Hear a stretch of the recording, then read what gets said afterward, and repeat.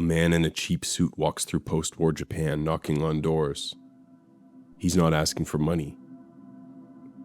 He's asking former soldiers if they executed their own men. Then he asks why. Some lie. Some remember. Some break. Some get punched in the face. This is Kazuo Hara as the Emperor's naked army marches on. And this is important.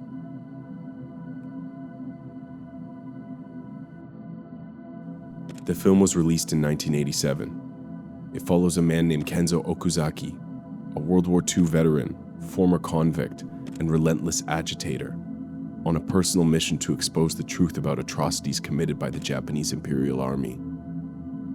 Specifically, he's investigating the execution of 2 low-ranking soldiers in New Guinea in the final months of the war.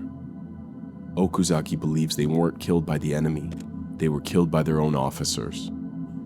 Maybe for desertion, maybe to hide something, maybe just to survive.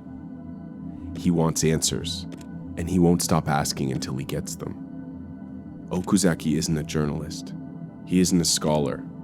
He's not a quiet man documenting the crimes of others. He's a former soldier, a former prisoner, and a man with a criminal record for firing steel ball bearings at Emperor Hirohito's car with a homemade slingshot. He served 13 years in prison, and then he started investigating the war. He brings a portrait of the Emperor to interviews. He accuses people on camera. He screams at strangers. He threatens to kill. And at one point, he beats an old man unconscious on film.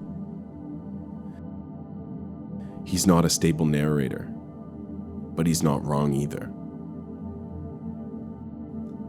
The film is simple in form. Director Kazuo Hara follows Okuzaki with the camera. That's it.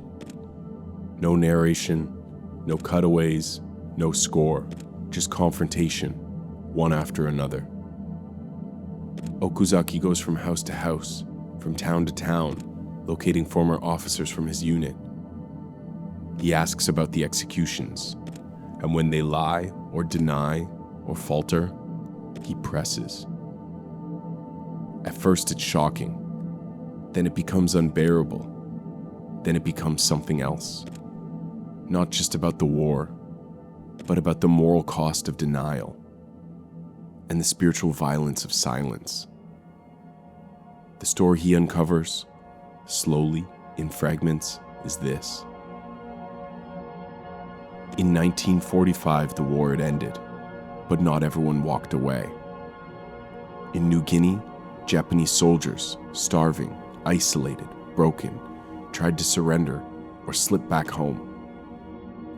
Some disobeyed orders, but the officers weren't ready to lose control, so they executed the men who tried to leave. Later, it came out why. They weren't just punishing desertion, they were covering something up. There had been cannibalism. Some whisper about it, some deny it completely.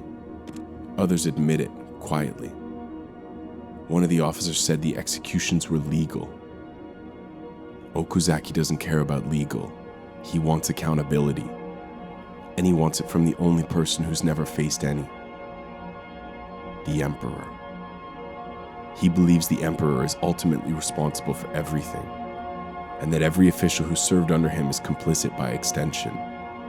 Not metaphorically, literally. What makes the film so powerful and so disturbing is not the story, it's how Okuzaki tells it. He confronts people in their homes, in front of their families. He refuses politeness.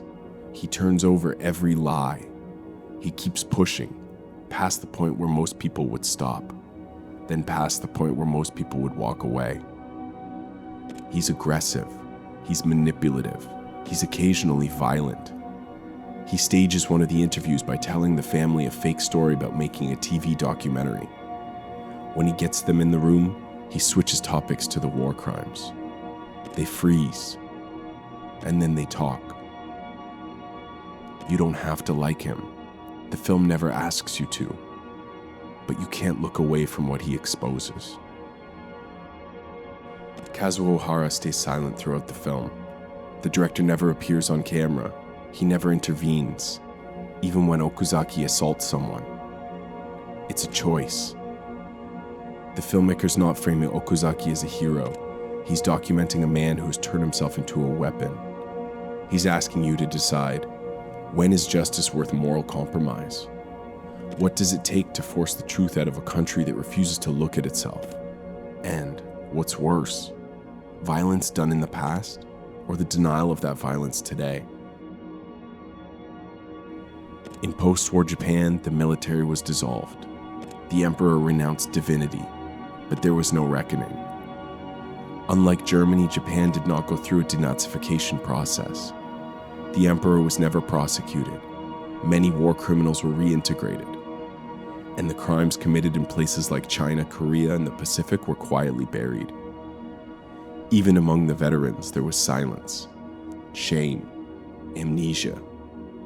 This is what Okuzaki is fighting. He's not just investigating war crimes. He's dragging Japan's suppressed memory out into the daylight, kicking and screaming. The genius of the film is that it doesn't offer comfort. You don't get to say, "What a noble man." Okuzaki's not noble. You don't get to say, "What a horrible country," because Okuzaki is also part of it. Everyone in this film is compromised. Everyone is wounded. Everyone is hiding something. By the end, Okuzaki has broken most of the people he confronted. Some admit the truth. Some weep. Some collapse. And still, nothing changes. No one is arrested. No public apology is made. The emperor dies in 1989, never having answered for anything. In the final scenes, Okuzaki is arrested again, this time for attempted murder. He plotted to kill the son of one of the officers he interviewed. He goes back to prison, and the film ends there. No justice, no resolution, just a camera quietly turning off.